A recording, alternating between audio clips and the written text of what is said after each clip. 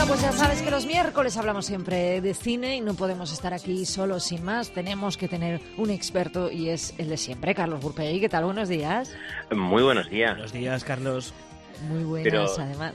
tenemos más expertos. Hay expertos mucho mayores que yo, que servidor. Sí. Vamos. Bueno. Y lo vamos a ver, por ejemplo. Lo vamos a ver porque además cada semana nos traes, bueno, pues alguien con quien poder hablar, expertos también en lo suyo.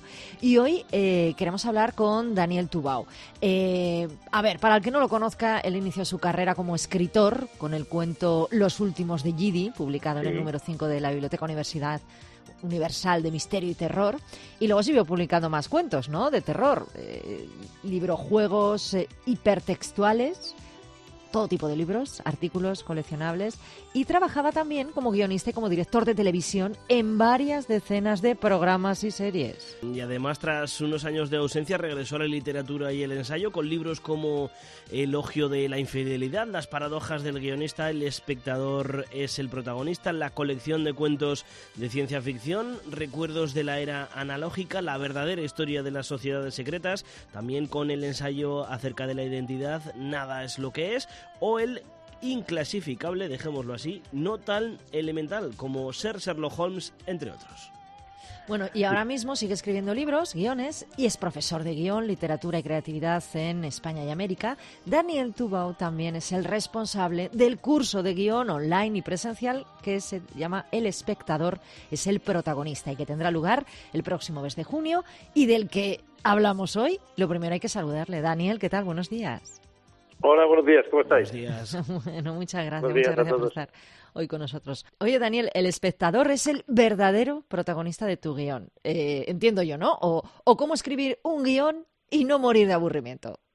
Sí, efectivamente, ¿no? El espectador es el protagonista. Desde un punto de vista, bueno, que no muera de aburrimiento el espectador, desde luego, ¿no? Eso Claro. es fundamental. Y tener muy en cuenta al espectador. Y después, además, como el curso va dirigido a guionistas, no es un curso para espectadores, sino para guionistas, pues que tampoco mueran de aburrimiento los propios guionistas, ¿no?, cuando escriben el guión, ¿no? Esa también es muy importante, ¿no? Bueno, además, Daniel, creo que el curso será útil, digamos también revelador, tanto para quienes no tienen ninguna experiencia en el mundo del guión, como para guionistas que, bueno, ya se han iniciado en la narrativa audiovisual, pero que no están hasta ahora satisfechos con los métodos habituales, ¿no? Pues sí, porque yo tengo la costumbre siempre que hago mis cursos, e incluso cuando también escribo mis libros de guión o de cualquier otro tema, intento que sean útiles e interesantes para cualquier persona, ¿no?, tenga o no los conocimientos del tema. Y yo creo que quienes no han escrito un guión van a disfrutar, desde luego, y van a descubrir muchas cosas, y los profesionales también, porque lo que cuento, los métodos, la manera de trabajar es muy diferente a como se suele contar normalmente, entonces van a ver algo diferente, ¿no? Y bueno, lo más importante también, si decíamos que no se aburriesen los espectadores y que no se aburriesen los guionistas al escribir el guión, tampoco que no se aburran los alumnos del curso, ¿no? Los primeros que no se tienen que aburrir son los alumnos, y por ejemplo también he cambiado la duración de las clases, que se suelen dar las clases online de 3 horas, yo las he puesto en 2 horas, en vez de una clase de 3 horas, 2 clases de 2 horas, ¿no?, por ejemplo, ¿no? Y bueno, en vez de hacerse largas, pues al final se hacen cortas, ¿no?, lo que creo que es bueno, ¿no? Siempre dicen los alumnos que se les ha hecho corto, ¿no? Y además, lo bueno que tiene Daniel es que nos lleva por nuevos senderos de lógica o de no lógica, pero siempre emocionales, que son retos y que responden a no repetir los esquemas consabidos de la cosa, ¿no?, de la escritura o de la narrativa. Hablando de narrativa, ¿quién ha sido el mejor narrador? Por decir una broma, ¿Shakespeare o Billy Wilder, por ejemplo? ¿Y hay alguna narradora también que dijeras tú, pues oye, en el mundo de los guionistas hay chicas maravillosas, ¿no? Cuéntanos un poquito. Sí, bueno, la pregunta es difícil. William Shakespeare o Billy Wilder, ¿no? Los dos son de los grandes, y son extraordinarios. Yo creo que Shakespeare además habría disfrutado mucho en el cine, también en series de televisión, y porque tiene realmente muchas escenas de las obras de Shakespeare, son muy cinematográficas. McLuhan, por ejemplo, decía que en El Rey Lear había conseguido transmitir la tercera dimensión en un escenario, la tercera dimensión por encima de la aparente de lo que ves en el escenario, al imaginar al espectador un abismo que después no estaba ahí, etcétera, ¿no? Yo creo que Shakespeare habría disfrutado mucho ahí. Creo que los dos son, Billy Wilder y Shakespeare, de la misma escuela, ¿no? Y que los dos miraban constantemente hacia los espectadores. que les prestaban mucha atención e intentaban que disfrutaran. Y Billy Wilder además era discípulo del director que yo considero el más grande de la historia del cine, que es Ernest Lubitsch, ¿no? Y Ernest Lubitsch decía, no le digas al espectador 2 y 2 son 4, sino dile primero 2, luego dile 2 y que sea el espectador el que haga la suma, ¿no? Eso es mucho más interesante, el espectador siente que está participando, ¿no? Más interesante juega el espectador con ello, ¿no? Y después me preguntabas... Sí, ¿alguna chica narradora o que veas tú? Sí, bueno, últimamente además... Si no parece, sí. Claro, siempre ha habido muy buenas narradoras, y lo que pasa es que no han tenido la oportunidad que han tenido los hombres de demostrarlo, pero últimamente sí, gracias a las nuevas series de televisión fundamentalmente han salido muchas. Yo podría citar, yo diría que ahora de series de televisión me gustan casi siempre más narradoras que narradores. Curiosamente tengo entre mi panteón particular a 4 o 5 mujeres extraordinarias, como son, por ejemplo, Phoebe Waller-Bridge, ¿no? Phoebe Waller-Bridge es la creadora de Fleabag, ¿no? La serie Fleabag, de Killing Eve, ¿no? Matar a Eva también, y otra, la nueva, la última, Crashing, también muy buena. Y, por ejemplo, en Fleabag, pues una serie fantástica dirigida por ella también. Creo que la dirige ella, es, bueno, la creadora. Sabéis que en televisión lo que se llama esta figura del showrunner, que lo lleva todo, que pues si no dirige el capítulo, pues lo dirige en la sombra, vamos, que es como directora también, ¿no? Y después, por ejemplo, a Miss Herman Paladino, de la maravillosa Miss Maisel, es fantástica esa serie también. ¿La conoces? Está también, ¿no? Está muy bien. Abby Morgan, que es mi favorita, con The Hour y River, una serie que se llama River, no de River, sino River.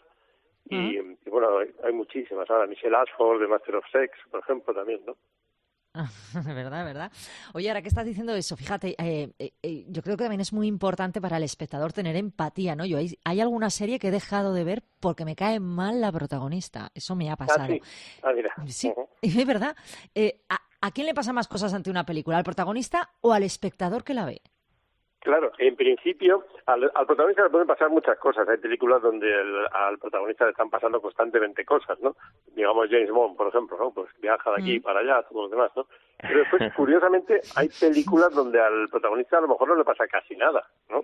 No le pasa casi nada, pero sí que le pasan cosas al espectador que, por ejemplo, sufre por ese personaje que querría tener grandes aventuras y que no las tiene, y que lleva una vida miserable, etcétera, tal, y le pasan las cosas al espectador. Eso es lo importante. Y muchas veces, fíjate que cuando no se siente empatía, muchas veces la empatía no es exactamente por el carácter o la personalidad del personaje, sino más bien por la trama, por la manera en que contamos las cosas. Por ejemplo, empatizamos mucho con montones de psicópatas, ¿no? Últimamente, pues y de villanos, eso te iba a decir. Exacto, yo he empatizado con villanos. Sí. Fíjate, por ejemplo, uno de los ejemplos más claros es el de Breaking Bad, ¿no? Walter White es un criminal espantoso, pero el público empatizaba con él hasta el punto de que incluso el público mandaba cartas de amenazas de muerte a la mujer de Walter White, a la actriz. Le mandaban cartas diciendo, no te pongas en el camino de Walter White, ¿no? O sea que estaban deseando que este tipo tan maligno triunfase, que machacase a todos, incluido a su esposa, ¿no? Bien, claro. Es el caso de Negan también en The Walking Dead. Exactamente, sí, es que eso más bien eso, por ejemplo, decía Hitchcock, por ejemplo, tú pones una escena donde alguien está revisando los cajones en un armario y de pronto llega alguien a la casa, ¿no? Tú entiendes rápidamente que este es un ladrón que está buscando algo ahí. ¿Con quién empatizas? Con el ladrón. Dices, uy, que le descubren, uy, que sube por la escalera, que van a por él, ¿no? Y este es un ladrón, que a lo mejor es un criminal, ¿no? ¿Sabes? Sí. Claro. Sí. Qué cosas, ¿eh? Sí. Qué bonito. Oye, eso precisamente lo que decíamos antes de Shakespeare, pues en Ricardo III de Shakespeare es un personaje detestable que dice que se va a convertir en rey de Inglaterra y que pase lo que pase llegará hasta el trono, ¿no? Y lo curioso es que va matando gente, incluso niños, en la Torre de Londres, y el público empatiza con él y quiere que lo consiga. El desafío es tan interesante que desea que lo consiga, ¿no? Por eso la empatía muchas veces, pensar que la empatía, incluso los psicópatas tienen mucha empatía, saben cómo los otros sufren, en realidad, y por eso les saben hacer sufrir, ¿no? Oye, Daniel, cuéntanos a todo esto, porque podríamos estar hablando horas y horas, pero ¿cómo podemos matricularnos y participar en este curso práctico? Pues nada, es muy sencillo. Mira, Todos los datos están en una página web que es tan sencilla como esta, todo seguido, losmundosdelguionista.com, y a partir de ahí se va a encontrar información del curso, cómo matricularse, todo muy muy sencillo en esto, losmundosdelguionista, todo seguido en minúscula.com, muy fácil, ahí se encuentran todos los datos. Y Daniel, recuérdanos 2 películas que para ti sean importantes en seguir la estructura y que funcionen de lujo, y otras que se salten un poquito todas las reglas y sean resultantes de la maravilla de la creación y el cerebro de quien la ha escrito. Vale, pues en primer lugar habría que decir que estructura tienen todas las películas, eso sí, porque incluso si tú no pones una estructura, pues lo que tendrás es una estructura deslavazada, ¿no? Una especie de estructura sin ningún sentido, ¿no? Pero las que siguen, digamos, una estructura claramente marcada, por ejemplo, con actos separados, etcétera, podríamos decir algún ejemplo, así que sería, a mí me gusta mucho Noises Off, que en España se llamó Qué ruina de función, que es una película de Bogdanovich, de Peter Bogdanovich, y esta película, ¿verdad? La recuerda, ¿no? Tiene 3 actos muy claramente marcados, son unos actores que están ensayando una obra. Entonces el primer acto es el ensayo. Hola, ¿cómo estás? ¿Cuánto tiempo sin verte? ¿No? Todo lo que hacen los actores cuando se vuelven a juntar y tal, y van ensayando esa escena, ¿no? Hay como, digamos, un acto claramente marcado, porque lo siguiente que vemos es a estos mismos actores en la gira de provincias, están por los pueblos, ¿no?, haciendo la escena que estaban ensayando, pero ahora la vemos entre bambalinas, no vemos la escena, vemos a los actores entre bambalinas diciendo, oye, que no aparece pero que tiene que salir a escena, ¿qué hace? Tal, ¿no? Y el tercer acto, digamos, claramente separado, es que vemos ya la escena, la vemos como si fuésemos el público, vemos la escena que han estado ensayando y representando en el acto 1 y en el acto 2. Esas serían 3 actos claramente marcados. Si vamos a una estructura como el viaje del héroe, que también hablaré de ello en el curso, pues sería Star Wars, ¿no? Star Wars claramente pues sigue una estructura clásica que han seguido todos los héroes de toda la mitología, etcétera, que se llama el viaje del héroe, ¿no?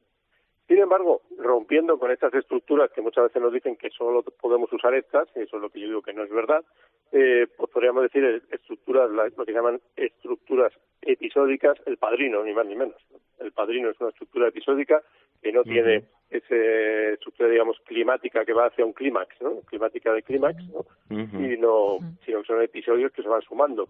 Y otro ejemplo, pues sería casi todas las películas de Stanley Kubrick, 2001, El Resplandor, etcétera. Kubrick decía, olvídate de la estructura esta, tratamiento, desarrollo, desenlace, tal, lo que tienes que hacer es poner 6 u 8 unidades narrativas, ¿no?, y con ellas que sea el espectador el que establezca las conexiones, el que vea qué relación puede haber entre una cosa y otra. Eso lo hace en 2001, El Resplandor y muchas otras películas, ¿no? O sea que hay todo tipo de posibilidades de estructuras, y lo que nos han dicho durante muchos años es que siempre teníamos que seguir 3 actos, 2 puntos de giro. Pues esto no es cierto, ¿no?